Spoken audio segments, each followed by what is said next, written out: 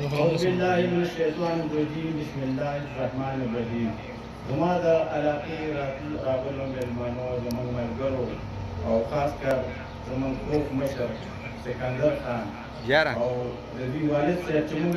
دا خبرې زده کړې دي سیاسي خبرې موږ خپل مشر نه زده کړې دي بل ځای نه هم دي راوړي. د ټولو شکریه ادا کوم چې ما له دومره عزت راکړه او دومره لږ پرون دا خبرې وشولې او بیا ویل پروګرام کو خان راځي زه به حیران شوم. ما ویل چې موږ به اول کیلو بیا پروګرام وکړو خو ملګري به هم راشي ټول او موږ د خان په مرکز کې دا خبره راوړو چې موږ دوستان تنظیم پیل اساس کړو تاسو او ټول دغه سره موږ یو خبرې وشولې خو بیا موږ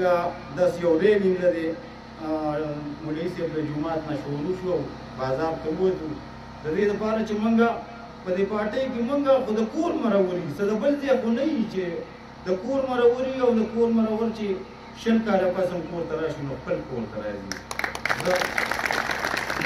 زه د خان ډېره شکریه ادا کوم چې ما له دومره عزت راکړ او انشاءالله زما چې څومره ملګرتیا ده ما دلته راغوښتل یو وجه دا وه چې ما ویل بیا به د دې ټولو خلکو ذمواري زما په سر شي هر ملګري له به خپل ځای ته ورشو همدغسې پروګرام به اساس کړو او انشاءالله چې ما نه څومره کېږي د نن نه پس زه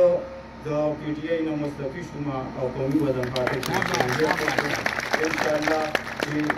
موږ پښتانه یو په پښتنو کې بیا مومن دي خو زمونږ سر دې پارټۍ ته ضرورت وي نو انشاءالله نه به منې کېږي زمونږ ملګرتیا کلکه وي صرف د اوښ نه وي او نه د دغوی موږ سره چې څوک ودرېږي انشاءالله موږ وروسته نه ودرېږو موږ سینه مخته کوو او د ټولو یو ځلې بیا شکریه ادا کوم چې ما له دومره عزت راکړه د خان ډېره شکریه ادا کوم او انشاءالله دې وطن ته که سیاسي پوهه راوړی باچا خان راوړی ده او که معاشي دغه دی هغه آفتاب احمد خان شیرخوا راوړي دي انشاءالله چې د دې نه پس به موږ د خپل خان سره په شانه بشانه ولاړ یو. ډېره مننه او ډېره مهرباني.